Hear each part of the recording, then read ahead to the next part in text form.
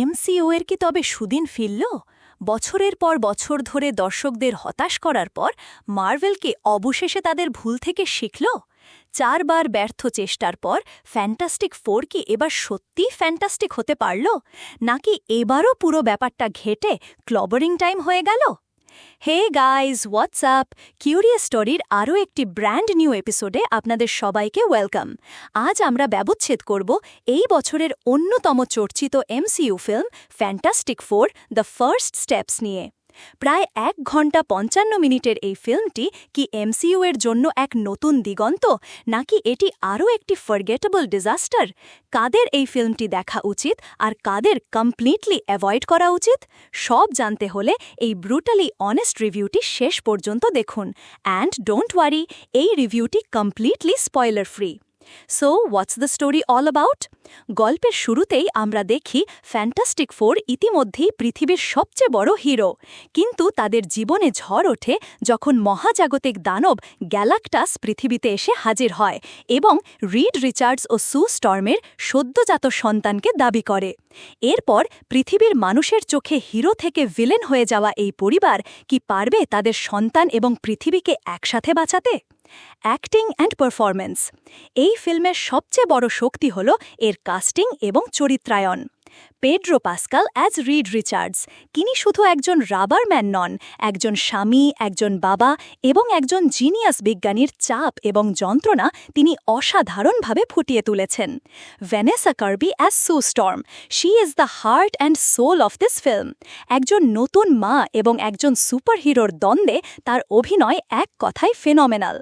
Joseph Quinn as Johnny Storm, stranger থিংসের Eddie এখানে একজন দায়িত্বশীল এবং বুদ্ধিমান জনি স্টর্ম, যা খুবই refreshing. Ebon Moss Bachrach as the thing, তিনি শুধু একজন পাথরের দানব নন, এই পরিবারের মজবুত ভিত্তি। তার এবং জনি স্টর্মের খুনসুটিগুলো অসাধারণ। Direction and screenplay. ওয়ান্ডাভিশন খ্যাত ডিরেক্টর ম্যাট শ্যাকম্যান এখানে এক কথায় কামাল করে দিয়েছেন। ফিল্মের স্ক্রিনপ্লে খুবই টাইট এবং ক্যারেক্টার ড্রিভেন। এটি এমসিইউ এর সেই পুরনো দিনের কথা মনে করিয়ে দেয় যখন গল্প এবং চরিত্রই ছিল আসল হিরো। Cinematography and visuals. এই ফিল্মের ভিজুয়াল স্টাইল এক কথায় ইউনিক।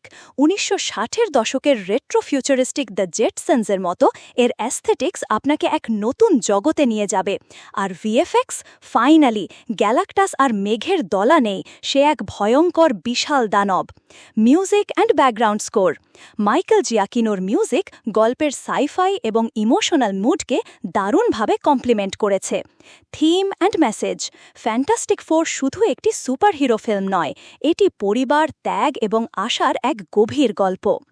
বন্ধুরা, 1 মিনিট, রিভিউ তো চলবেই, কিন্তু তার আগে আপনাদের সাথে দুটো মনের কথা বলতে চাই।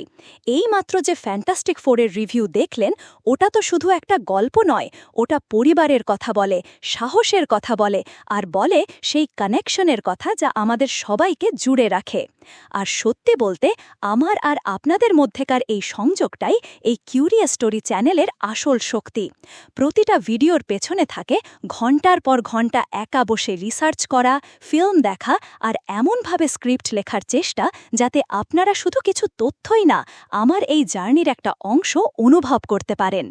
যখন আপনারা একটা লাইক দেন বা কমেন্টে লেখেন ভাই দারুণ হয়েছে, তখন মনে হয় আমার এই একাকী পরিশ্রমটা সার্থক। আর যখন সাবস্ক্রাইব বাটনটা প্রেস করেন, তখন শুধু একটা সংখ্যা বাড়ে না, মনে হয় এই ডিজিটাল দুনিয়ায় আরও একজন বন্ধু পেলাম যে আমার এই প্যাশনটাকে বোঝে। যদি আমার এই চেষ্টা আপনাদের একটুও ভালো লেগে থাকে, যদি মনে হয় এই চ্যানেলটা আপনাদের বিনোদনের একটা ছোট্ট অংশ হয়ে থাকার যোগ্য, তাহলে প্লিজ চ্যানেলটাকে সাবস্ক্রাইব করে আমাদের এই পরিবারটাকে আরেকটু বড় করুন। আপনাদের এই সাপোর্টটাই আমার এগিয়ে চলার একমাত্র শক্তি। চলুন এবার রিভিউয়ের বাকি অংশে ফেরা যাক। Pros. A fresh and unique take on the Fantastic Four. Strong character-driven story with emotional depth. Outstanding performances from the entire cast. Beautiful retro-futuristic visuals and top-notch VFX. It's a self-contained story, no need for homework. Cons. গল্পের কিছু অংশ rise of the silver সার্ফারের কথা মনে করিয়ে দেয়। কিছু দর্শকের কাছে এটি স্লো পেস্ট মনে হতে পারে। জনি স্টর্ম এবং দ্য থিংয়ের চরিত্রগুলো আরও একটু স্ক্রিন টাইম পেতে পারত। কমেডি সবসময় কাজ করে না। Target audience. যদি আপনি এমসিইউ এর পুরনো দিনের ক্যারেক্টার ড্রিভেন গল্পের ফ্যান হন বা একটি ফ্রেশ, স্টাইলিশ এবং ইমোশনাল সুপারহিরো ফিল্ম দেখতে চান, তাহলে this film is a must watch for you. Overall, fantastic four the first steps MCU এর জন্য একটি অত্যন্ত গুরুত্বপূর্ণ এবং সফল পদক্ষেপ। এটি প্রমাণ করে যে ভালো গল্প এবং শক্তিশালী চরিত্র থাকলে সুপারহিরো জনরা এখনও ম্যাজিক তৈরি করতে পারে।